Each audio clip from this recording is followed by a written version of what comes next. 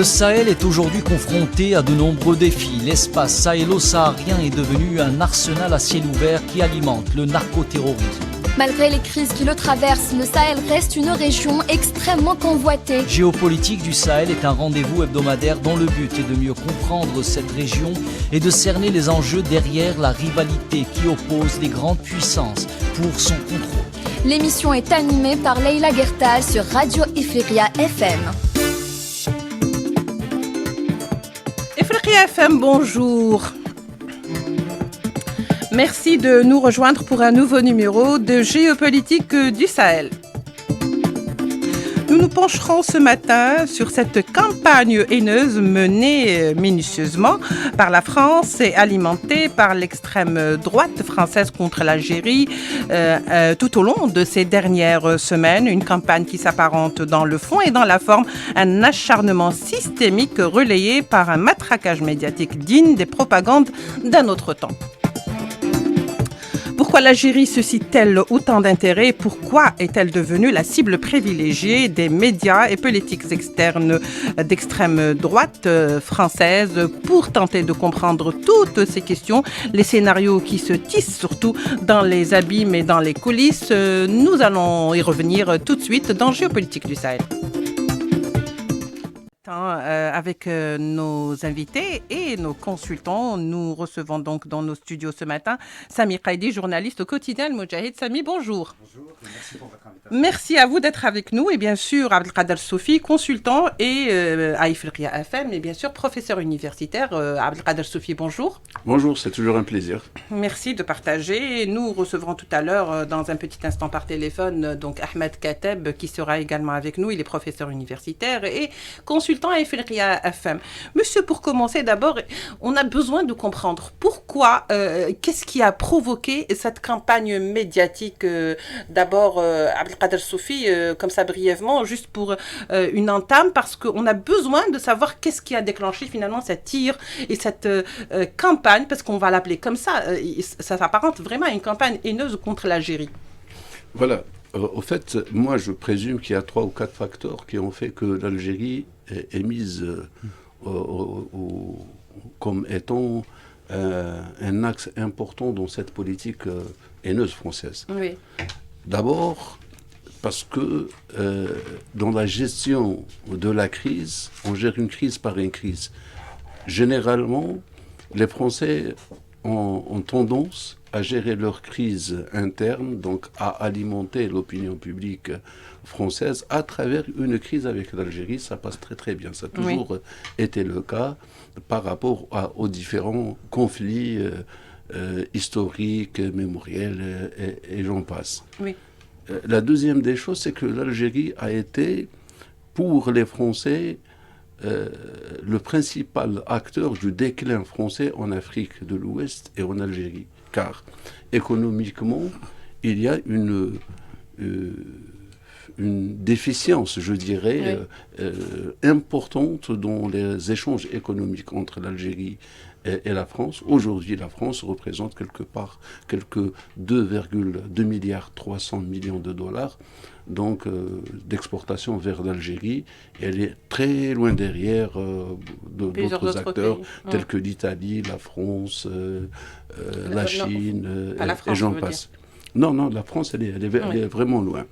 Ensuite, le déclin politique, économique, sécuritaire de la France dans l'Afrique de l'Ouest a été vu en France a été vu de telle façon que cela ne pouvait se produire si l'Algérie n'avait pas, justement, ne s'était pas émissée dans ce qui s'est passé sur le plan sécuritaire, donc cette action de l'Algérie qui a défendu bec et ongle le Niger, le Mali, le Burkina Faso et d'autres pays. Donc ça a l'effet de domino. Ensuite, il y a le problème interne. Donc cette multidimensionnalité des crises en France. D'abord la crise sanitaire, la crise financière, la crise économique, la crise sociale, la crise aussi, sociétale surtout. et l'impasse politique. Parce qu'en France, on vit une impasse, réellement une impasse politique, car ce qui a été traditionnellement un équilibre entre la droite et la gauche, et à un degré moindre les extrêmes. Aujourd'hui, ce sont les extrêmes qui ont pris le pouvoir. Je dirais même que les valeurs de la démocratie sont en déperdition et malheureusement, la République est en otage entre les mains d'un régime de l'extrême droite. Enfin, je finirai. Donc, les problèmes économiques de la France et donc cette sous-traitance à l'international qui n'est plus d'actualité. La France a été remplacée par d'autres acteurs. Et d'autres facteurs. Donc, dans la vassalité, que ce soit en Afrique ou en Asie ou même en Australie, ce qui fait que les Français aujourd'hui s'acharnent d'une façon extraordinaire sur l'Algérie. Je finis ici.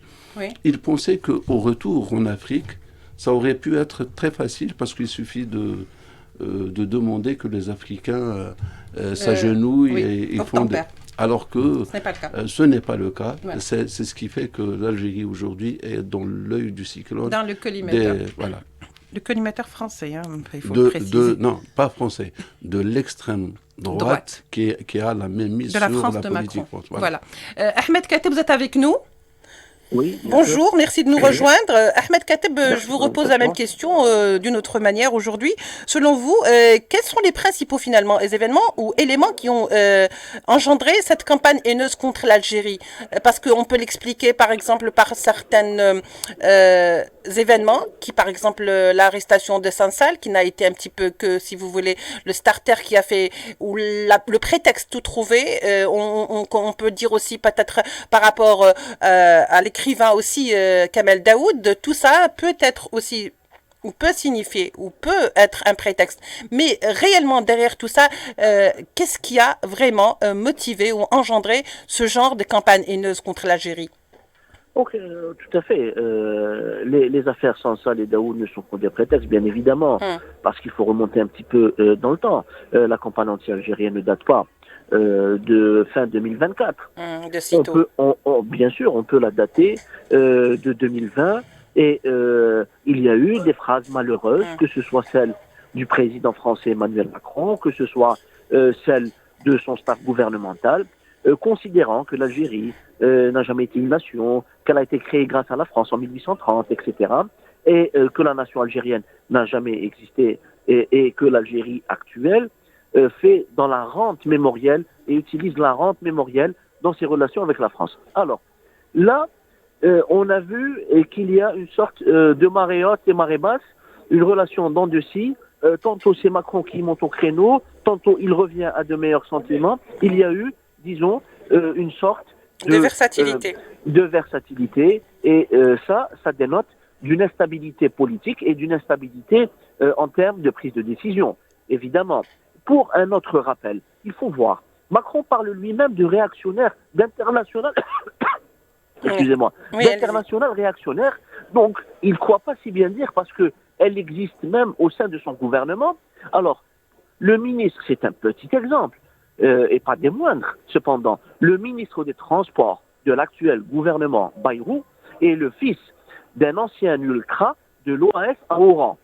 Et cet individu qui est d'origine espagnole, le Canard enchaîné a parlé de lui dans son édition du 9 janvier dernier, parlant d'empire immobilier. Alors, l'empire immobilier du père de ce triste sire revient justement aux casses des banques à Oran durant la période entre le 19 mars et le 5 juillet 62.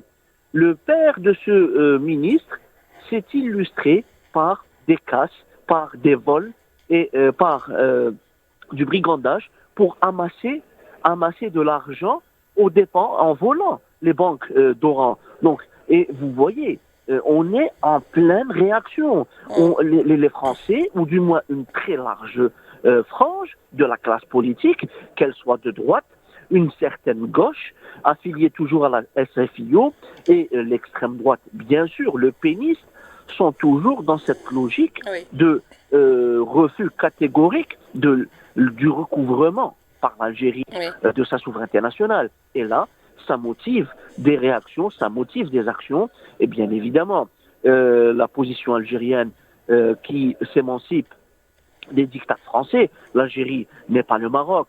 L'Algérie n'obéit pas aux multinationales françaises. Et le fait que les Algériens ont décidé de ne plus acheter les céréales à partir de France, c'est un levier très important de pression sur le lobby céréalier. Tout à fait, du lobby céréalier français. Et on voit aujourd'hui cette montée au créneau haineuse, réactionnaire, qui essaie de travestir l'histoire et la réalité, présentant l'Algérie tantôt comme une dictature militaire, tantôt comme une sorte d'émirat islamiste ou règne d'intégrisme. Alors c'est une méconnaissance absolue du fait et de la réalité de notre pays. Et là, on voit que la classe politique française, à l'unisson pratiquement, mis à part la France insoumise et quelques ténors, qui sont là pour dire certaines vérités et appeler le gouvernement français à ne pas tomber dans le piège des réactionnaires. Oui, très bien. Juste une dernière question parce que je dois vous libérer. Donc, Ahmed Kateb, vous avez effectivement d'autres tâches et je ne peux pas vous retenir plus longtemps. Ce que je veux dire aujourd'hui, est-ce qu'il est concevable, normal d'un chef d'État ou qu'un chef d'État qui s'estime être le chef d'État d'une puissance quand même, on va le dire entre guillemets, bon, comme ça pour faire, puisse proférer de tels propos à l'égard d'autres pays africains et aussi de l'Algérie. Lorsque dans la conférence des ambassadeurs, par exemple, il disait il parlait d'ingratitude, il dit que heureusement, je connais cette ingratitude, heureusement qu'elle ne s'hérite pas par les hommes. Je veux dire que, et tout le monde était là en train d'écouter ces propos. Je veux dire, c'est très grave quand on dit que les Africains ne sont même pas des hommes. En fait, c'est ça la phrase. La phrase veut dire ça. Il faut situer quelques faits. Le président Macron a décidé de dissoudre, si on veut, la section diplomatique à l'ENA. Donc, l'École nationale d'administration française ne forme plus les diplomates. Et c'était une école. Et on voit une différence de son de cloche entre les diplomates au Quai d'Orsay et Retailleau, ministre de l'Intérieur, le ministre des Armées. On voit qu'il y a une dissonance. Et là, on voit qu'il y a une sorte de France à double vitesse. Oui. Et Macron, il faut le rappeler, a usé de mots très inappropriés, des mots indignes d'un chef d'État en exercice. En fait, c'est de l'affaire de la justice, carrément. Là, ça peut relever vraiment de l'affaire de la justice. On peut facilement tenter un procès. Lorsqu'il dit que l'Algérie se déshonore, oui. Quel est le fondement de cette déclaration? L'argument. Il n'y a aucun fondement. Il n'y a aucun argument. Et c'est la France qui se déshonore parce qu'elle se veut donneuse de leçons à d'autres pays. Lorsque Macron parle des pays africains et qu'il dit que, bien évidemment, c'est de l'ingratitude et c'est une maladie non transmissible à l'homme, etc., etc., c'est nous qui leur avons donné la primeur pour annoncer ce départ. Alors non, il y a une commission qui a planché durant au moins 1 année et demie, 2 ans, sur le redéploiement des forces françaises, et les pays africains ont décidé par eux-mêmes de précéder et de dire on ne compte plus sur la protection française, entre guillemets, on ne compte plus sur la présence française militaire et stratégique dans nos pays, parce qu'il est temps qu'on s'approprie nos questions de défense et qu'on diversifie les partenaires, que ce soit les Russes, que ce soit les Chinois, que ce soit les Turcs ou d'autres pays. Donc diversifier l'achat d'armement. Et là, on peut comprendre, et ça donne tout son sens, à la visite du ministre sénégalais de la Défense à Alger. C'est une forme pas de clin d'œil, mais de message fort à l'adresse de Paris pour dire, Dakar dit à Paris, vous n'êtes pas les seuls. En Afrique, vous n'êtes pas les seuls dans la place. Et là, il faut compter avec autrui. Et les Africains apprécient la démarche algérienne, qui est basée sur l'inclusion, qui est basée sur un dialogue continu avec les partenaires du Sahel et de la sous-région africaine, et que l'Algérie, qui préside la force en attente en Afrique du Nord, est la mieux outillée pour pouvoir répondre à certaines crises dans la région. Merci beaucoup, Ahmed Kateb. On Je vous vous laisse remercie. donc et bien sûr pour d'autres rendez-vous sur Géopolitique du Sahel.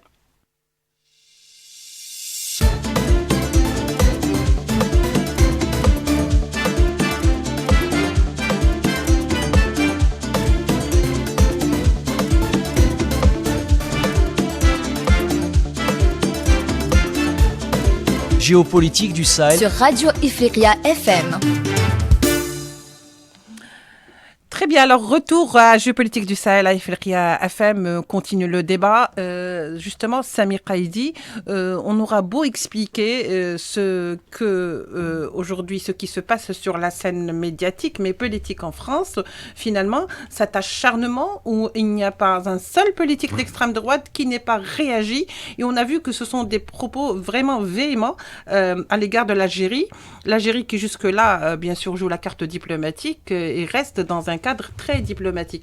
Qu'est-ce qui a pris aujourd'hui la France on ne reconnaît plus la France traditionnelle dans ses positions diplomatiques. Parce qu'on a vu par le passé des crises, n'est-ce pas? Il y a eu des crises. Mais il n'y a jamais eu ce relâchement dans le verbe, dans le propos. Je veux dire, on est tombé très bas là. On pouvait critiquer l'Algérie, ce n'est pas un problème, on peut le faire. Mais là, on est loin de la critique. On est carrément dans l'injure. Voire dans la haine. Oui, dans la haine. Voyez-vous, ma chère consoeur, il faut parler un petit peu de consolidation d'une certaine forme d'axe du mal en France. Un axe qui est composé de cette extrême droite revancharde, dont j'ai envie de dire le wagon principal est le Rassemblement national, ex-Front National, qui est finalement un ramassis de plein d'extrémistes et de descendants de l'organisation terroriste de l'OAS, mais également du lobby sioniste et comme antichambre, le lobby marzéniste, qui est, somme toute, la continuité, finalement, de ce lobby sioniste, et la consolidation, la convergence de ces trois lobbies, et, je pense, la cause principale de cette campagne d'acharnement, de dénigrement, de diffamation contre l'Algérie, ses valeurs. Il faut rappeler que l'Algérie est attaquée aussi pour ses positions honorables qu'on a pu suivre tout au long aussi de la présidence du Conseil de sécurité et sa présence en tant que membre non permanent aux Nations Unies. Oui. Et l'Algérie continue bec et ongle à défendre finalement les causes justes, les peuples opprimés, tels que les peuples sahraouis et palestiniens. Et ça dérange plus qu'un peu. Et en parallèle, il faut dire aussi que le retour des souverainismes en Afrique, oui. Il y a une véritable soif aussi de souveraineté. On a pu le constater au Niger, mais également récemment au Sénégal, où le Premier ministre, M. Sonko, a tenu, pour rappel, des propos forts, des propos... Il a répondu aussi à Macron. Il a répondu aux injures, parce que c'est des injures publiques. Et il faut dire que, finalement, on parle aujourd'hui, mais il y a un continuum. Macron n'est pas le premier président français à tenir des propos déshonorants. Il faut rappeler les propos, justement, à Dakar, au Sénégal. Avec autant de véhémence, je pense. Sarkozy, peut-être. Exactement. C'était aussi l'homme des impairs. À Dakar. C'était aussi l'homme des impairs, oui. Je pense Dakar, qu'il a hérité ça de Sarkozy. Tout à fait. Il y a une continuité. Lui qui parle d'héritage. Tout à fait. Et il faut rappeler ces propos qui étaient extrêmement choquants à Dakar quelques années auparavant. Nicolas Sarkozy qui avait dit que l'homme africain n'était pas entrer dans l'histoire. Donc on voit bien qu'il y a un mépris, une gestion néocolonialiste au sens d'Edouard Saïd et même au sens fanonien du terme. Donc aujourd'hui, effectivement, je pense que l'Afrique qui se lève, qui a une soif incommensurable et insatiable de souveraineté, dérange ces lobbies, dérange aussi l'industrie des multinationales, comme M. Kateb l'a si bien évoqué il y a quelques minutes. D'ailleurs, c'est un autre débat, Samy, parce qu'on va revenir vers cette histoire de souverainisme et de nationalisation, bien sûr, avec les multinationales. Et il faut rappeler que ce combat pour les souverainismes est mené par la jeunesse africaine, qui est aujourd'hui intransigeante. Un panafricanisme renaissant. Exactement, un panafricanisme et un besoin de se dire que c'est fini, les ressources africaines doivent bénéficier exclusivement aux Africains. Développement de la population. Tout à fait. Et ça rappelle une certaine phraséologie algérienne qui est l'Afrique aux Africains. Et finalement, incontestablement, je pense que ces peuples africains et leurs dirigeants peuvent trouver en Algérie un partenaire fidèle et un pays qui, historiquement, s'est toujours battu pour les intérêts suprêmes du continent en n'attendant rien en retour. Oui, au fait, l'Algérie a toujours, finalement, Abdelkader Soufi, l'Algérie a toujours joué un petit peu, si vous voulez, elle a été toujours porteuse de flambeau. Dans quel sens? C'est-à-dire qu'elle a toujours été une source d'inspiration. Vous voyez, même quand il y avait les révolutions, ensuite, après post-révolutionnaire et post-indépendance, l'Algérie constituait une sorte de Mecque parce que tout le monde, finalement, tous les pays qui aspiraient à leur indépendance s'inspiraient du modèle algérien. Aujourd'hui, depuis son indépendance, l'Algérie a su montrer qu'on pouvait être souverain, se détacher de l'ancien colon et avoir des relations de partenariat. Je crois qu'avec un peu de retard, les Africains ou certains pays africains ont compris cela. Et c'est ce qui est en train de se passer. Et c'est peut-être aussi ça que la France n'a pas finalement très bien, on va le dire, digéré. Très bien. Laissons parler justement les événements, le contexte. D'abord, il y a une montée en force de l'Algérie sur la scène économique, africaine et internationale. Tout à fait. Deuxièmement, l'Algérie, le Nigeria et l'Afrique du Sud, ce sont les 3 grandes puissances économiques de l'Afrique. D'accord ? Troisièmement, il y a une rébellion, je dirais, il y a un coup d'État contre le colonialisme économique ou le néocolonialisme français tel qu'on le voit en Afrique. Quatrièmement, il y a cette chasse à la présence française en Afrique. En contrepartie, il y a de nouveaux acteurs qui se sont apparus et qui représentent des alternatives intéressantes pour les Africains. Cinquièmement, la France est un pays endetté et qui est autour maintenant de presque 4 000 milliards de dollars de dette. Oui. Cela explique un peu le désarroi économique français. Nous avons parlé tout à l'heure de la multitude de crises que connaît la France. La France essaie de construire une nouvelle stratégie en Afrique. Macron a dit, nous ne sommes pas sortis en Afrique, mais on essaie de nous redéployer. Vous vous rappelez? Oui, tout à fait, on ne l'oublie pas. Il a dit, ce redéploie commence à partir de Rabat. Ça veut dire que la cellule France-Afrique... Ce qui explique la position. La cellule France-Afrique renaît à partir de Rabat. Donc il fait du Maroc toujours l'État vassal. Il n'a jamais cessé d'être. Oui, tout à fait. À travers son Sixièmement, pas besoin de rappeler. Alors, il annonce qu'il opterait pour de nouvelles relations avec l'Afrique du Sud et avec le Nigeria. Donc l'acte en lui-même, il est double. D'abord, une façon de vouloir isoler l'Algérie de son contexte économique, politique, parce que des États comme le Nigeria et comme l'Afrique du Sud, ce sont, avec l'Algérie, les locomotives de l'Afrique, et c'est ce que ça représente le poids essentiel de cette nouvelle politique africaine du panafricanisme. Ensuite, le Nigeria, c'est le pays pivot dans la CEDEAO.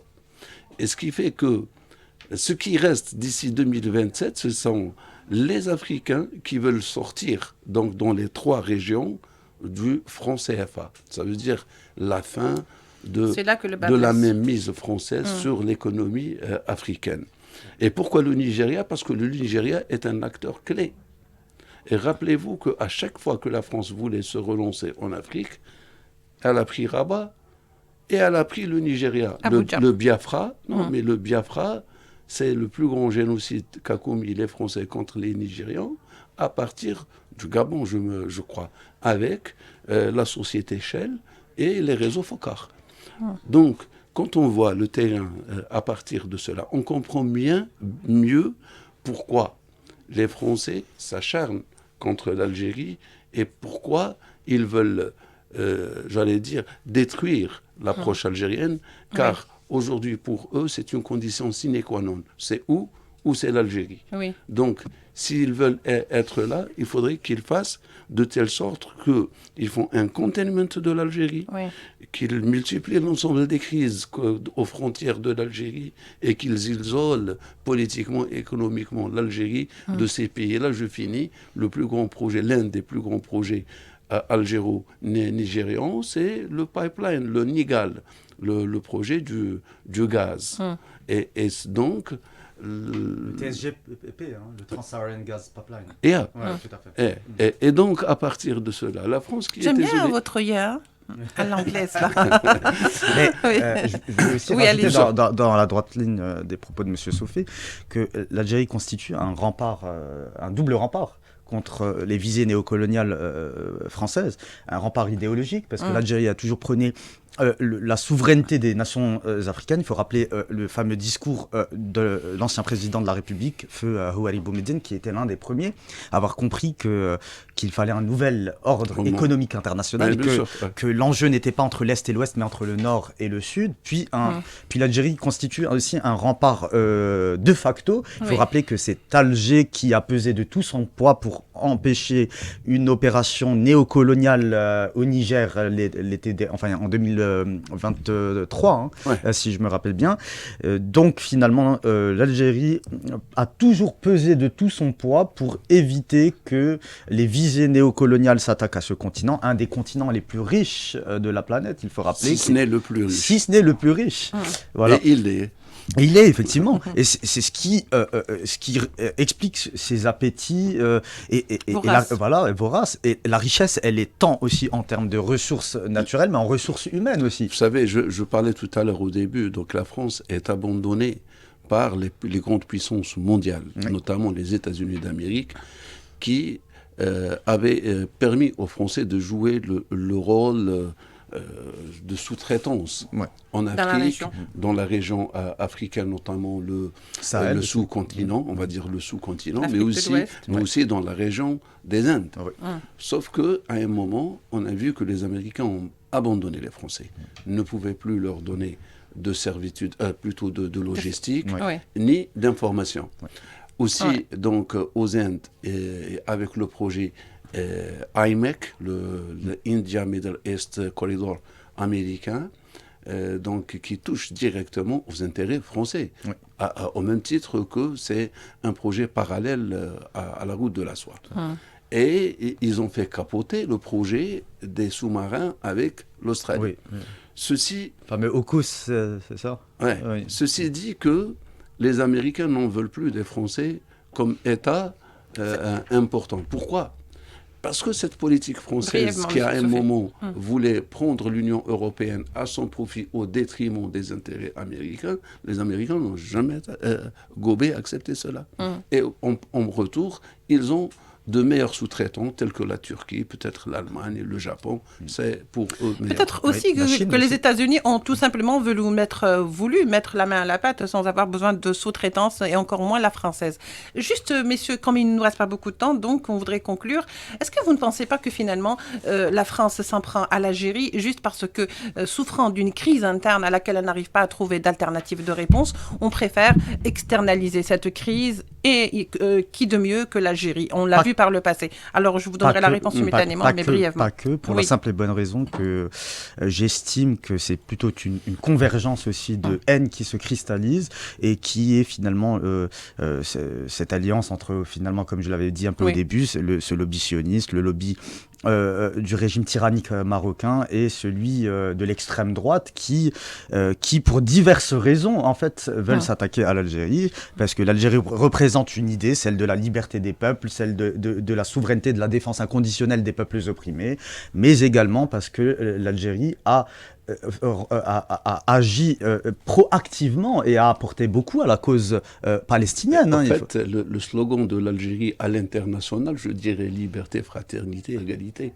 Oui, ce slogan qu'ils n'ont pas su mettre en avant. Eux, ils n'acceptent pas que les Algériens aient réussi. Donc pour eux, la réussite de l'Algérie, c'est une grosse gifle. Bien sûr. Même l'existence même de l'Algérie, parce que l'Algérie est un des seuls pays, avec le Vietnam, qui a réussi à mener une guerre de libération honorable. J'allais dire, est-ce que ce n'est pas la question des mémoires qui reste en suspens, bien sûr, finalement? parce que le fait que l'Algérie soit... il faut rappeler à nos auditeurs, le fait que l'Algérie soit aujourd'hui debout est le symbole même de la défaite de l'impérialisme et du néocolonialisme. Mais aussi la démocratie algérienne, plutôt la diplomatie algérienne. Vous savez que l'Algérie est l'un des rares pays à avoir d'excellentes relations avec tout le monde, avec la droite, pays avec profondément la gauche, non aligné. donc dans cet ordre international. Les seuls avec qui il n'y a pas de véritable relation saine, ce sont ceux qui se sont constitués en réseau. Ça veut dire les Français, les Marocains et l'entité sioniste, et avec eux un petit pays arabe qui a fait donc qui fait la sale besogne.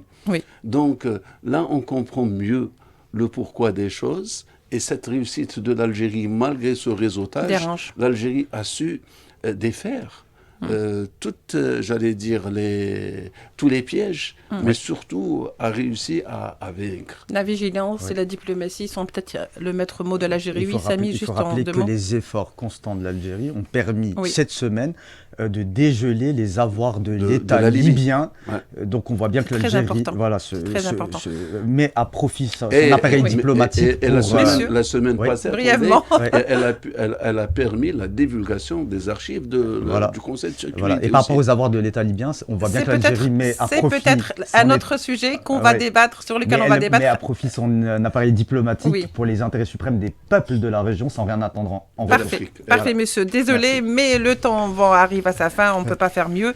En tous les cas, une chose est sûre, c'est que finalement la couleuvre de l'Algérie n'a pas encore été bien avalée par la France ou l'ancienne France coloniale, et on dit la France de Macron pour rester quand même soft. C'est le régime de l'extrême droite. Oui, voilà.